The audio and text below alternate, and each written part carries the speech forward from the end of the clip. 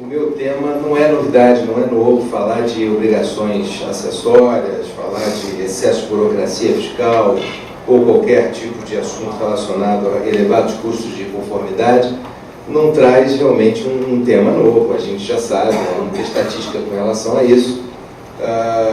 Mas a verdade que eu gostaria de trazer aqui, como novidade, é como a doutrina pode tratar desse assunto de forma mais técnica, de forma mais jurídica e menos estatística e menos jornalística, até, de forma a tentar conduzir para algum caminho mais concreto, no sentido da desburocratização da relação cotidiana fisco-contribuinte. É isso que eu me pretendo aqui abordar com vocês.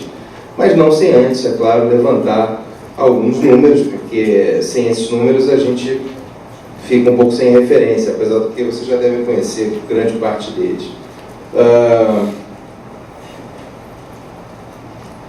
Por exemplo, o Brasil é conhecido por um país da papelada, né? Em termos de burocracia fiscal aqui, eu vou tratar muito disso.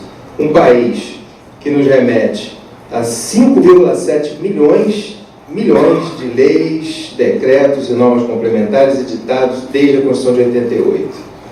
Dessa em âmbito federal, estadual e municipal, sendo, segundo o levantamento do IBPT, até 2017, porque a gente não tem os números de 2018 aí, então são 29 anos de estatística.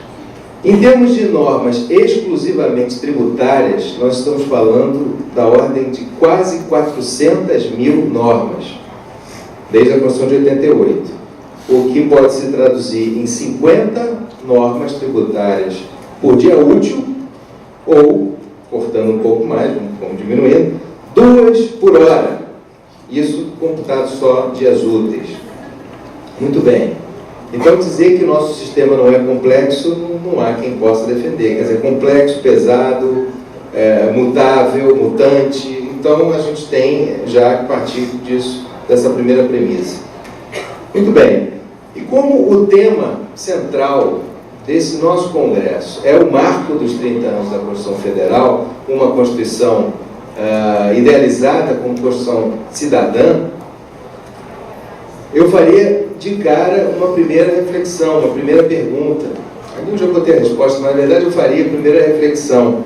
Na verdade, nós temos de fato, em termos de tributação, é claro, nosso assunto aqui é direito tributário, então em termos de tributação, nós temos de fato um Estado democrático de direitos, ou na prática, o que nós temos visto ao longo do tempo, de 88 para cá, não se aproxima mais de um Estado burocrático de deveres para o contribuinte? Eu estou até antes de fazer uma ressalva aqui, presidente, o seguinte, eu estou falando, a mesa tem um procurador da Fazenda, tem um integrante do CARF e tem um desembargador federal do TRF. Então, vamos deixar claro aqui que eu vou colocar ideias em tese. Até porque eu vou falar da burocracia fiscal como um todo, eu não estou falando especificamente de nenhum agente fiscal e nenhuma decisão judicial em especial. Mas, vamos lá. Então, essa aqui é uma pergunta, fica esse gancho, porque a gente vai voltar para isso aqui lá no final, na hora da conclusão. Bom, a gente não tem a maior carga tributária do mundo, é fato, tá? É alta, mas está longe de ser a maior do mundo. Mas em termos de burocracia, não tenho dúvida, temos a maior burocracia fiscal do mundo. Esta, sim, é a primeira. O nosso país figura em um nada honroso último lugar, e bem longe do penúltimo, em matéria de custos de compliance. Custos de compliance, em termos para quem não tem muita familiaridade com o tema, a gente pode definir simplesmente como custos para se cumprir a legislação tributária, para se atender a todas as obrigações acessórias, ou, em bom português, o que se paga para se poder pagar os tributos. Quer dizer, o que se paga para preencher os formulários, cumprir todas as obrigações acessórias, para aí sim calcular e pagar o tributo. Muito bem. O Brasil ficou famoso por conta desse estudo que está aí na tela, que foi feito pelo Banco Mundial em 2007, em conjunto com a PwC, que levantou em 190 países a quantidade de horas que se gasta por ano apenas para cumprir obrigações acessórias, em média, obviamente, uma empresa de médio porte. E nós ficamos em último lugar, com 2.600 horas, apenas para cumprir obrigações acessórias por ano. Isso aqui é um número por ano. De 2007 para 2018, melhoramos. Saímos de 2.600 horas para 1.958. Mas ainda em último lugar, atrás da Bolívia, Grande Bolívia, com 1.025 horas. Olha a distância com relação à Bolívia. E vocês podem ver ali, por exemplo, Uruguai 190 horas e Argentina 312 horas. Então a gente realmente está numa descolada danada aqui, a diferença é muito grande. Muito bem, então esse é mais um dado concreto. O que significa isso na prática? Significa na prática que um brasileiro leva 153 dias por ano, em média, apenas para preencher formulários, transmitir informações para poder pagar tributos. Ou seja, o que é absolutamente estarrecedor nesse dado? Gasta-se muito mais, ou melhor, menos tempo para se gerar receita tributável e mais tempo para se transmitir informações para o fisco. Então, no mínimo, isso aqui, volto a dizer, não estou ocupando A, B ou C, no mínimo esse dado é estarrecedor, alarmante, preocupante, e a preocupação deveria ser muito maior por parte de todos com relação ao tratamento desse tema. E lamentavelmente, a doutrina se atém pouco a análise mais técnica e mais jurídica desse tema.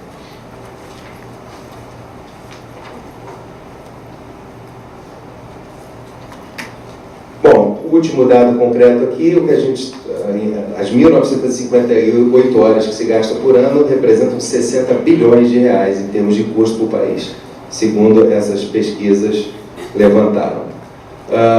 Muito bem, como é que a gente pode tentar discutir isso de uma forma mais técnica? Vamos partir do termo burocracia, mas não aqui, de novo, a conotação pejorativa do termo burocracia pouco importa. Aqui, na verdade, o enfoque é muito mais nessa relação cotidiana, fisco-contribuinte. O que se pode fazer para melhorar um pouco isso? Daniel falou, acho que o Diego também falou, em melhorar esse tom belicoso da relação. Na verdade, deveria ser mais colaborativo. É exatamente isso aqui que eu estou tentando propor, tentando puxar um pouco mais a fundo essa discussão. Na verdade, a burocracia que eu quero tratar aqui é essa burocracia dos inúmeros atos normativos, infralegais, incontáveis portarias, resoluções, instruções normativas, e é aí que o direito tributário real se manifesta. Muito bem. Esse direito tributário é aquele das PEDECOMPs, dos formulários, das guias, dos livros fiscais, né? Todas essas obrigações acessórias que vocês, quem trabalha com o direito tributário, está acostumado e sabe da dificuldade, ainda mais agora com o processo eletrônico, né? Parece que era para melhorar. Bom, deixa eu ficar quieto, porque eu sou meio ruim de tecnologia, para mim piorou muito minha vida. Mas então essa burocracia que é tão onerosa para o contribuinte, sem necessariamente gerar ganho, gerar algum benefício efetivo para o fisco, eu gostaria de dividir nesses três pilares, nesses três enfoques: formalismo, oficialismo e punitivismo. É a forma aqui que eu consegui tratar de uma forma mais direta. Muito bem, formalismo fiscal. Formalismo em que sentido aqui? Forma, a importância da forma para o direito tributário não se nega, não sou eu aqui que vou discutir, daí a importância do princípio da legalidade, não está dentro do tema, então vou parar por aqui, que a forma é importante, ninguém vai discutir. Mas é a questão do excesso de formalismo. O excesso de formalismo da administração tributária, quando ele chega a ser caricato, quando ele se atém demais ao formalismo, em detrimento de alguns direitos fundamentais que estão ali na própria norma, ou até em outras que estão passando ali ao largo, na verdade esse apego excessivo, esse formalismo excessivo acaba justamente por barrar essa interpretação literal e mecânica dos textos jurídicos, acaba por ignorar princípios mais amplos e abstratos que são muito mais importantes. E esse é o ponto que eu gostaria de chamar a atenção aqui. Há direitos materiais do contribuinte, às vezes de forma claríssima na lei, e um elemento ali, ó, você precisa juntar este documento aqui, senão, um abraço, não vou nem analisar o seu pleito. Às vezes é isso que acontece, e o que eu tentei fazer aqui, quando eu falo de formalismo, oficialismo e punitivismo, eu vou trazer um exemplo concreto de cada, porque, obviamente, o tempo não permite que a gente discuta vários exemplos. Então, um exemplo que eu gostaria de tratar para ilustrar essa questão do excesso de formalismo é remessas de mercadorias para a Zona Franca de Manaus. Muito bem, por força da Constituição, todos sabem que essas remessas para a Zona Franca de Manaus são equiparadas são operações não tributadas pelo ICMS, então são dotadas de imunidade tributária. A questão aqui é o seguinte, ainda que, não estou falando de remessas efetivas, aqui eu não estou falando, obviamente, do mau contribuinte, estou falando daquele que cumpre todos os seus deveres de forma correta. Ainda que esse contribuinte consiga provar a remessa efetiva das mercadorias, com todos os documentos que vocês possam imaginar, notas fiscais de remessa, conhecimento de transporte, registros dos livros fiscais, todos, tá? Ele tem condição de fazer essa prova, mas se ele não apresenta um único documento que tem previsão legal, que é o chamado certificado da SUFRAMA, o que acontece? Ele tem que apresentar o certificado da SUFRAMA naquele prazo determinado da legislação. Se ele não faz, o risco é enorme, e acontece que os fiscos estaduais eles desqualificam a remessa, fazem incidir o ICMS e desqualificam, na verdade desqualificam a imunidade, né? Então, às vezes, essa não emissão do certificado da SUFRAMA não é nem por culpa do contribuinte. Ele não conseguiu, ele fez o pleito no prazo correto, ele aguardou, mas talvez por acúmulo de trabalho, por falta de estrutura, o certificado não saiu no prazo, então ele não tem nem culpa. Mas não conseguiu o documento e aí acaba perdendo algo que é um direito que está consagrado na Constituição. Então, esse exemplo é só para ilustrar. E pior, né? Eu falei que não ia fazer isso, mas fiz. Pior, nesse caso, com julgados que corroboram essa tese, com base exclusivamente no excesso de formalismo, nessa interpretação literal, específica, com relação a essa necessidade desse documento. Porque também é difícil a gente sair disso, porque havia previsão legal, então a discussão é um pouco mais em torno daquilo que o Diego falou, que eu vou voltar lá no final para a gente chegar no punitivismo. Então, senhores, aqui esse exemplo é só para demonstrar, falando dentro do âmbito do formalismo, do excesso de formalismo, que é óbvio que o pleno exercício dos direitos previsto na Constituição não deveria ser restringido pela simples inobservância de um procedimento formal previsto em lei. Essa ponderação deveria ser feita.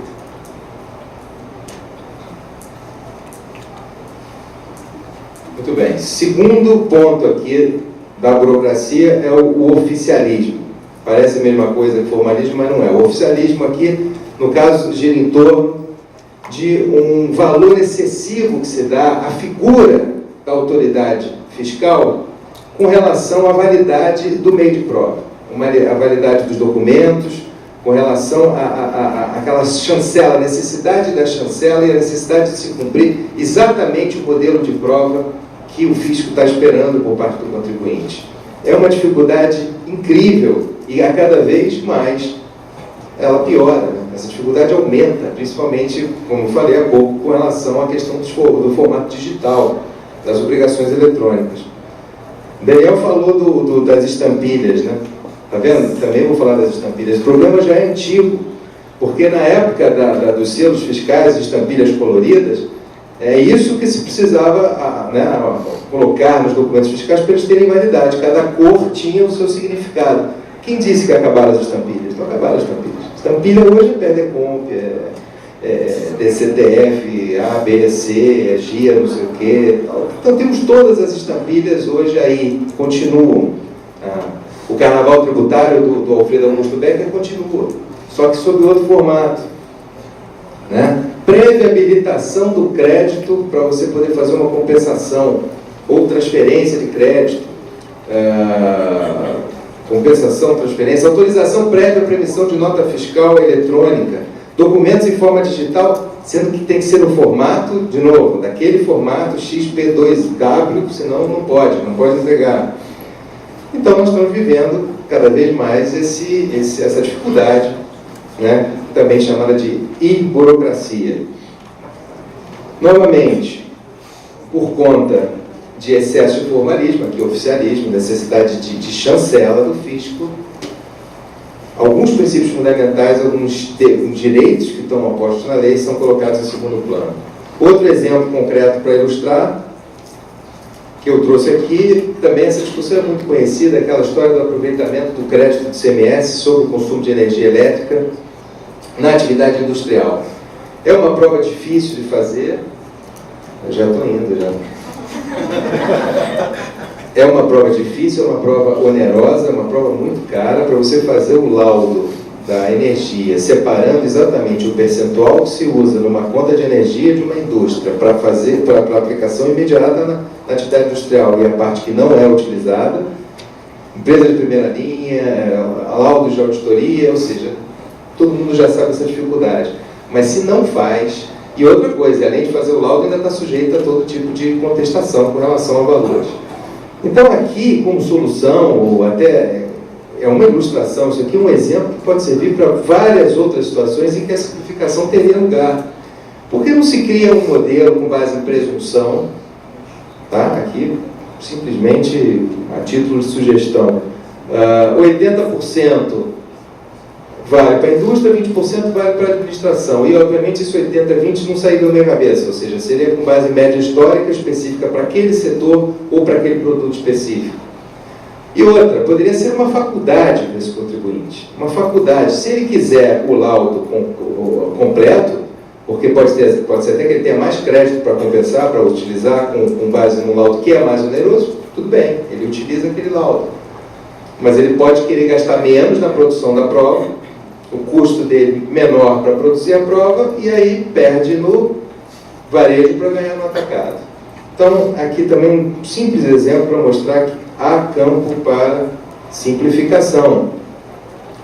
E por último, o punitivismo, né? O terceiro elemento da nossa grande burocracia fiscal. Punitivismo aqui pensando no excesso.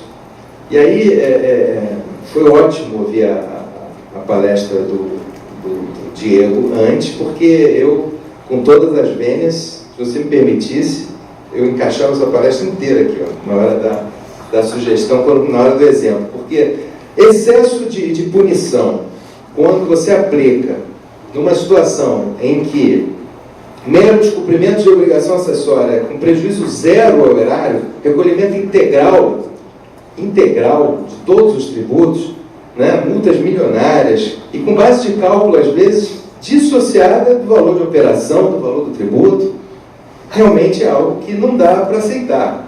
Não dá para aceitar. Claro que eu estou pegando o exemplo ruim, não vou pegar os outros. Função educativa, ok, tá? Até por isso que eu acho que a sua palestra encaixa, a meu ver, você pode não concordar, né, com toda a gente, mas encaixaria aqui na sequência. O exemplo que eu trago é justamente esse. Você falou em 164 milhões.